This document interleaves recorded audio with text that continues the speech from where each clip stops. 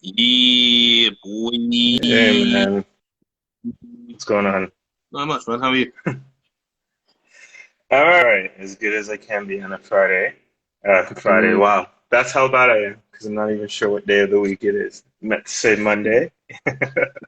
you already fucked up. That's hilarious. All right, I should probably Oh, just man. go back to bed. Pretty much, yeah. End of the day already. End of the day already. End of the day already. Um, been a good weekend, right? It's been an interesting weekend. A lot of shit's happened. Oh, bro, this card was pretty ridiculous. It Yeah. was in a good way. Like there was a lot of good things happen. Basically, I feel like a lot of things happen um, in ways that were bigger than what I expected. You know what I mean? So, but I'm sure we're gonna dive into that soon I hope enough. so. I hope so. But I hope so. yeah, man, why don't we just jump right into it? Cool. So Oh, obviously we got a new champion. yeah. Shout out to Ngannou. yeah, shout out to Ngannou. Ngannou. That was that was a showcase. You know, that was a showcase for anyone who's thinking of having to now fight this guy in the heavyweight division. Like he not only did he show off his power and obviously his striking, but yo, that ground game, you Mhm. know. And I remember we were talking about it before, and I thought, and I'm not sure if I said it out loud or I was thinking about it. I'm like, this dude probably doesn't have to worry about his power or his striking at all. If anything, maybe he's been working on just takedown defense for the last 3 years. Mhm. And let's see if that's what materialized. And yeah, something of the sort seemed to have shown up. What you think of that match? See, for me, the, the the thing that impressed me the most is that you guys know, you should know this. Wrestling in Britain ain't that great. So, I, and I enjoy wrestling. So in my head, it was like I understand how difficult it must be if you're not a natural wrestler, or I don't even know if there's a such thing as a natural wrestler, maybe Jordan Burroughs, but like he's been training for years. If you haven't been training in wrestling for years, I understand how difficult it is to get your body to do the things that someone who has been training in wrestling for years can do. And Hmm. offensively, it's like offensive wrestling is hard, but being able to stop a takedown from happening is pretty fucking hard too. So Yeah. that was the thing that like stuck out to me the most, and that was the most impressive for me. Um, I had no question about his power. I always thought it was sort of like a, you know, if Francis Ngannou can touch you, it's dead. Dead Yeah, to it's game take. over.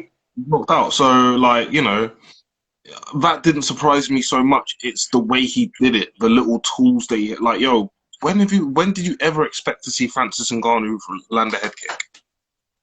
Yeah, that came out of nowhere. Right? Yeah, yeah, yeah. Right. And like, it's clear that he's like an athlete, right? But I've never seen him move that fast to take the back and then land the ground. Like there were little advancements in his game that were exceptional. Honestly, right? I was thinking about this earlier. He is what we thought Czech Congo was going to be. Yeah. Yeah. Yeah, I can say that. I can see that. Yeah, for sure.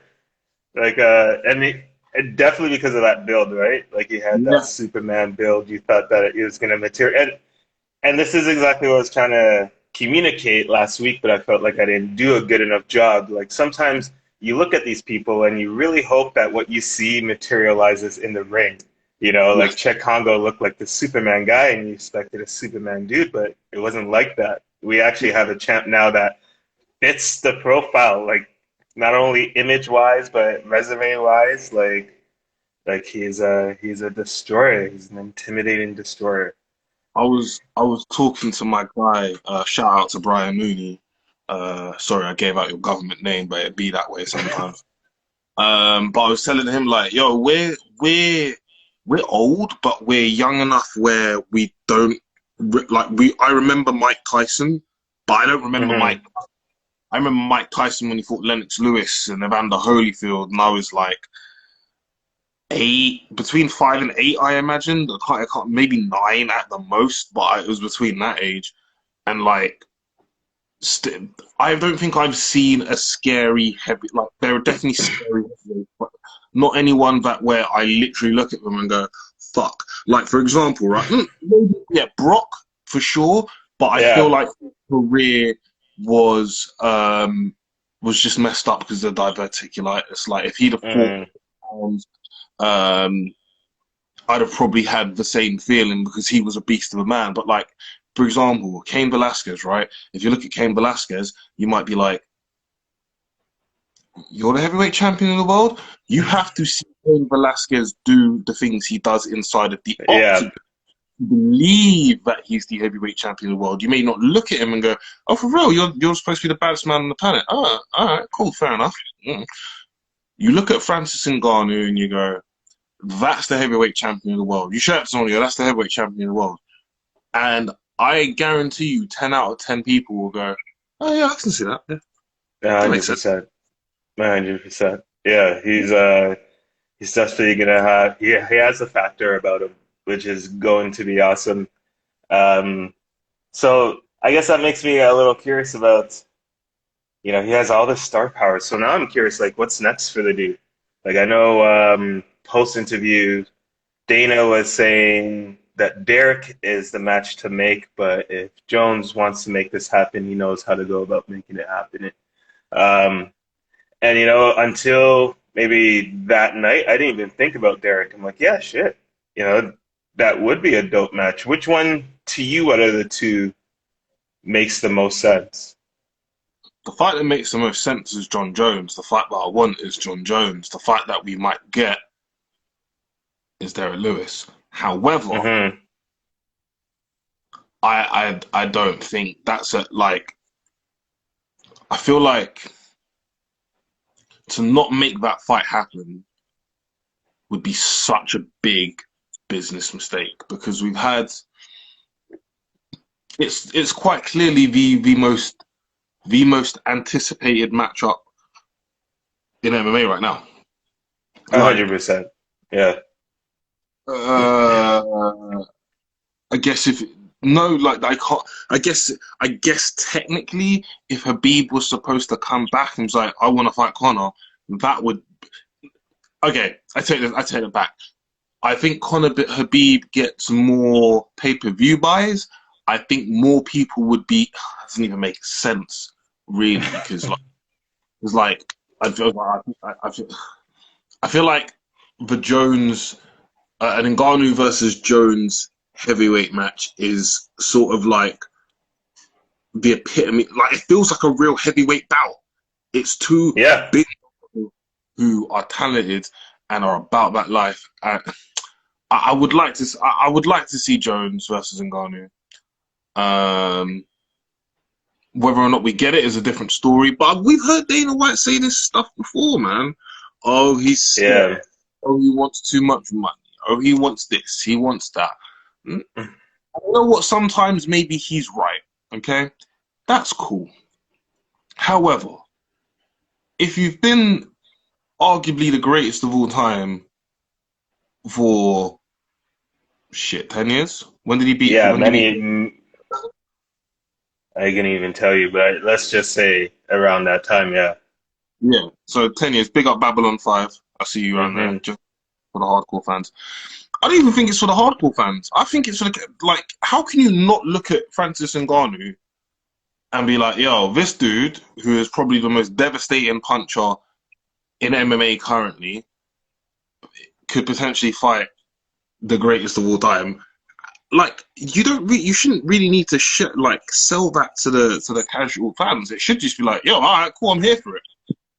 Yeah, 100% agree. Like even if I know I have a few friends that have been out of the game and haven't been watching, and if I were to tell them, "Yo, Ngannou's fighting Jones," like it's a no-brainer. They're gonna get excited and be like, "Yo, I'm down. Like I'm down to be there." And yeah, to me, that's the match to make too. There's just so much epicness behind it. Like I'm not saying that Jones has the star power of McGregor, but like I have a hard time believing people don't know who John Jones is. You know, regardless of if it's not just MMA, like he has all, unfortunately, the scandalous life behind him and all the shit that he's been up to. So like he's got that bad publicity. I have a really hard time believing that people would not get hyped for that match. So I think it's out of straight honor, you know, like that Derek Lewis worked his way up to the top and whatnot. And, you know, Jones hasn't really dipped his toes in the heavyweight division. And sure, if we were doing it out of respect, if we wanted to treat UFC like a sport, then yeah, you Mm-hmm. give it to Lewis. But you know, you and I both know that there's a fat entertainment value behind this thing. And so if you're gonna, you know, full on acknowledge that, then that's the match to make for sure. How do you, as a promoter, sell to the audience? Hold on a second. If Ngannou wins, he's the biggest draw in sport. For Yeah. McGregor wins the undeniable GOAT. World MMA results. I completely agree with you. McGregor is an anomaly. I hate that fucking word, an anomaly. Uh, but Ngannou is extremely marketable. It ain't that deep. But what I was gonna say is, like, how do you market to an audience the rematch of one of, if not the most boring fight of all time between Francis Ngannou versus Derek Lewis is a fight I would. There's a lot of things in this life that I wouldn't do, and Hmm.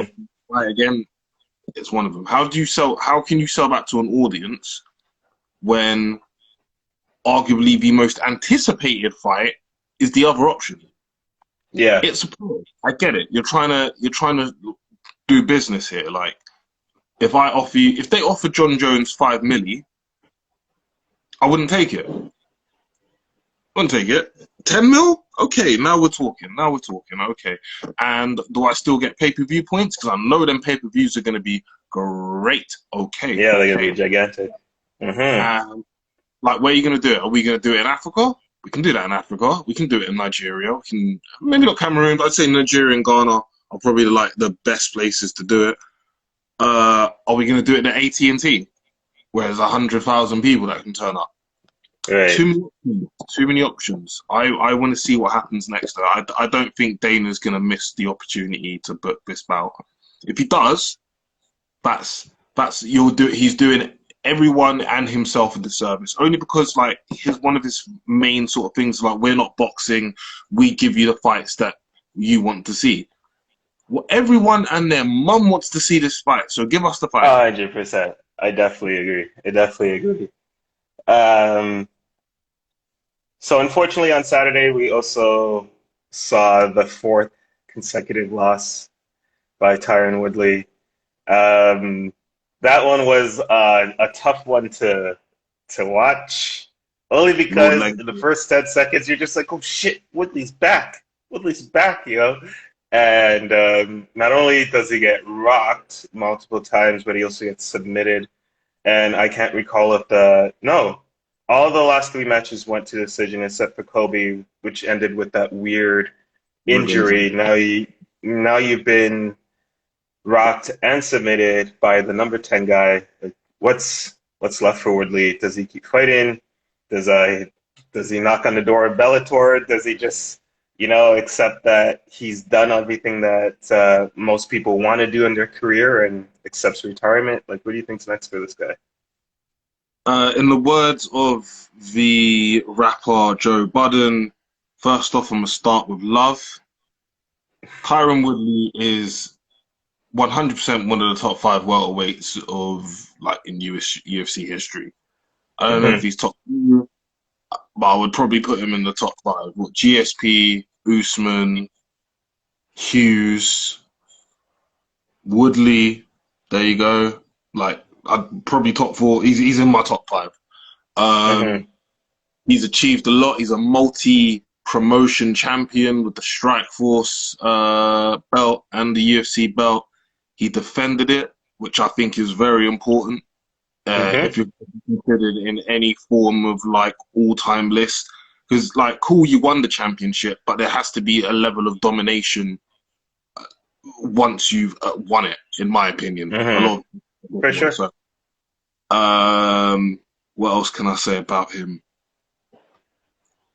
Like, he didn't always get along with people, but he did it his own way. Whether or not I agree with some of the things he did during his career, or whether or not I do, it doesn't matter. He did things his own way, and hopefully he's happy with his career. Now I'm gonna get to the real. Yeah, the ultimate question. Kamaru Usman stole that man's took sorry stole that man's soul took that man's soul. There are no two Yeah. ways about it, because he was never the same afterwards. He was taken. Tyron Woodley had damn near stellar takedown defense. Kamaru Usman took him down. You look at his face. You look at his face. It was glassy eyed. He has not been able to get back into like second or third gear since the fight. Since that fight with Hmm. Usman. So, and like my whole thing was when I was talking to people, and you're in the group chat now, big up the MMA man them and all that. Yeah. Like my whole thing in that group chat was like, yo, he's lost to Gilbert Burns, Tyron Woodley, and Colby Covington, who are all three bad motherfuckers. Berserker motherfuckers. Holy. Pressure, Either pressure, pressure.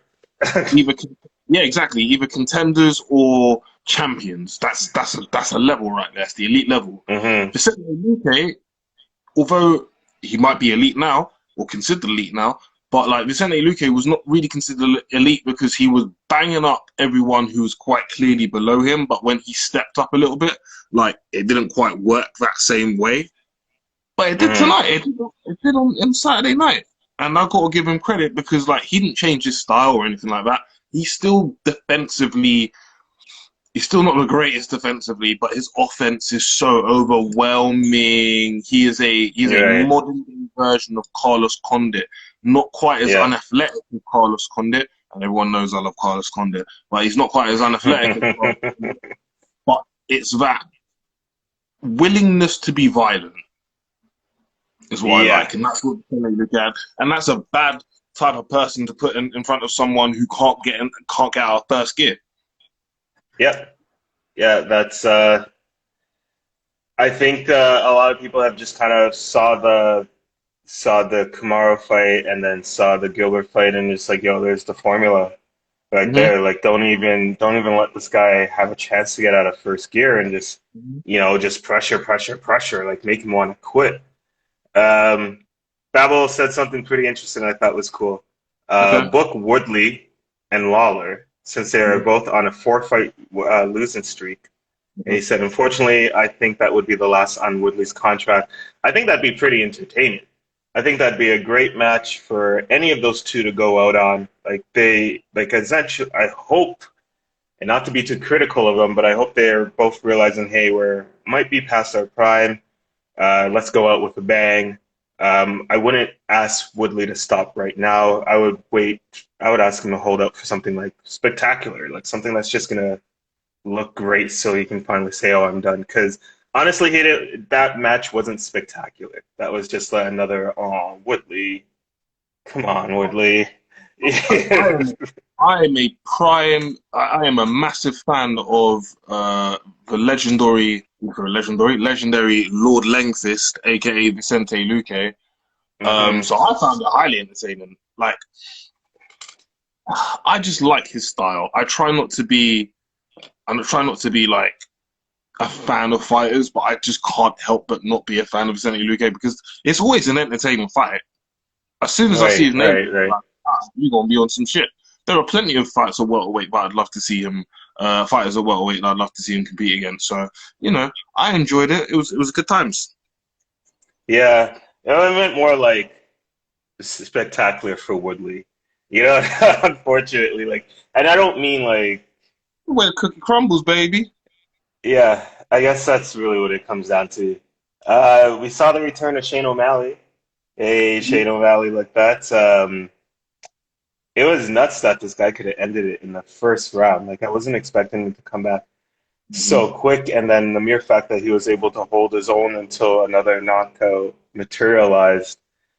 Um, do you think, would you say, oh yeah, Shane's back? And the reason I ask this is because when I'm looking at Thomas Almeida, this guy's lost what is fourth straight now. Um, you wouldn't really consider Almeida top of the top like you would Shane O'Malley, but I know Shane wasn't necessarily ranked.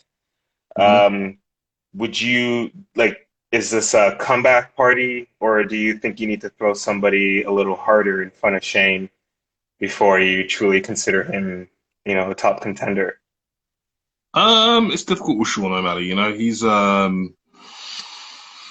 that that leg kick from Marlon Bearer's obviously got loads of people sort of wondering if he's able to if he can reach that next level. I think he can. I think he's got all the skills, and he's Hmm. 26. And he's still improving. Oh, he's so He young, yeah. moves and flows across that octagon in the most beautiful, majestic way. And I know that's a weird way to describe it, but my man was dancing in there. He was Hmm. shaking that, He was. getting after it. So I respect it. That head kick against Thomas Almeida was filthy, but I also feel like Cody Garbrandt took that chin off of Thomas Almeida. In fact, Brad Pickett might have taken that chin off Thomas Almeida, and Cody Garbrandt was there to make the finish. But Hmm. yeah, I'm interested to see where Sean O'Malley goes in his career. I don't think that that loss versus Marlon Vera should be something that everyone judges him on. I think there just needs to be questions that need to be answered, which is fine. Right. Yeah, for sure. Mhm. I've seen some speculations, people making their fantasy matches. One that looked pretty cool was him versus Dominic Cruz. I'm sure Dominic, I know he's been away for a while, but I'm sure Dominic's still top 10, ranking wise. Oh, what do you think about that one? No, I would like to see Sean O'Malley fight someone else.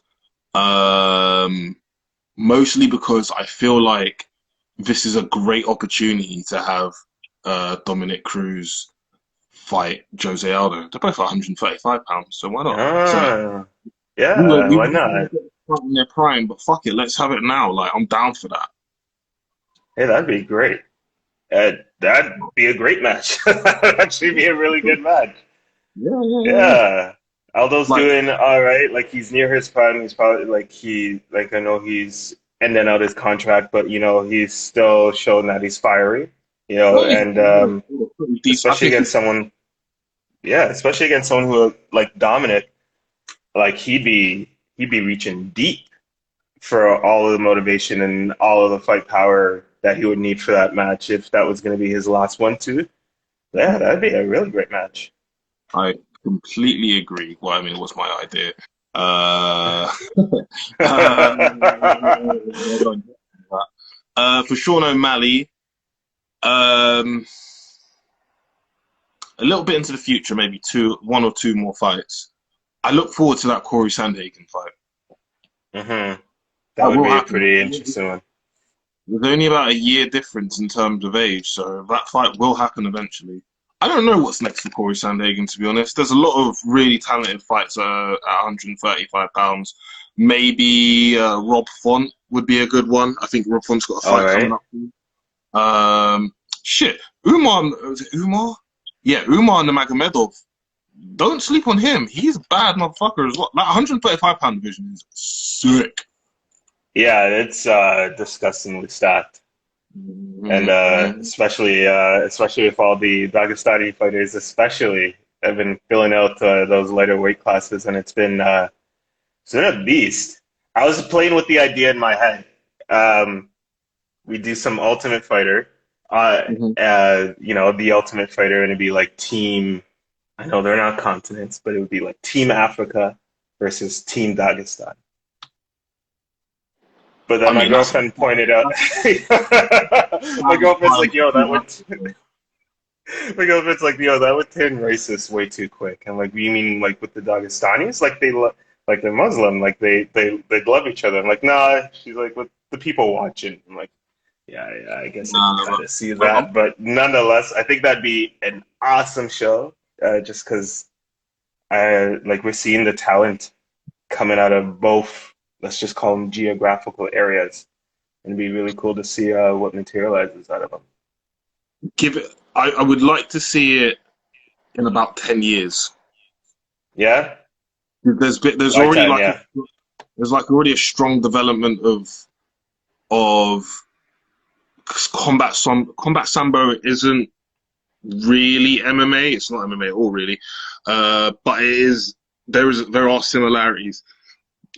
I feel like and obviously with Habib and Russia having a ton of MMA fighters in general, like Russian champions, Fedor Emelianenko, Igor Verdov champion. I can never pronounce his name, but Igor Verdov champion. Who's the dude in Bellator who was smoking dudes at middleweight? Alexander Shlemenko. Those guys, you know what I mean? Like, there's already like a precedent set, and there's already a bunch of fighters. We are now watching the equivalent now with Francis Ngannou, Kamaru Usman, and Israel Adesanya, Right. where they're the original inspirations. Like, oh shit, I just seen such and such do that. I want to do that sort of career. Sadiq Youssef could be in that sort of situation, although I hope he Mm. isn't. Fighting my friend, like an old mate of mine, April 10th, Arnold Allen, old school. I saw Arnold in one of his amateur fights, and I've followed him since. So big up them. That's going to be a great fight. But it's Hmm. the same thing. Do you know what I mean? Like there has to be time for development, and we are watching like the beginnings of it for Africa. So Yeah. give it 10, 15 years. Let that legacy set in, and then yeah, and then I'm damn near interested for that shit. Let's go. Yeah, that'd be awesome. We're almost at the end of it. I guess I can pop you one last question. There's no Fine. UFC this weekend, Yes, there's Bellator though. so there's Bellator. So I was just about to ask you, what are you going to be filling your weekend with? Is it going to be filled with Bellator? You got any other Oh, MMA mate, stuff? I'll watch Bellator. Um, my other half is going to visit her friend, so that means for a couple days. So that probably means that I will be playing video games. Fair enough. Fair enough. Are you on UFC 4? No, mate, I literally watched that trailer and went, that looks like dog shit. So I didn't buy it. It's not that bad, but nonetheless, I'm sure you can find areas to complain about. I already do. I try to play it as much as possible, but there's a lot of button mashers on the internet that will get you real vexed real quick. So I I uh, am. I will play Football Manager, which is not probably not a big game for you guys over there. But I do want to treat myself to NBA 2K1. nice, nice, not bad. All right, my friend. As All right. always, it was great. Yeah. Um, and yeah, until well, maybe not next week, but maybe the week after. But we'll hash it out and let each other know. All right, my man. Peace. Peace. Take care.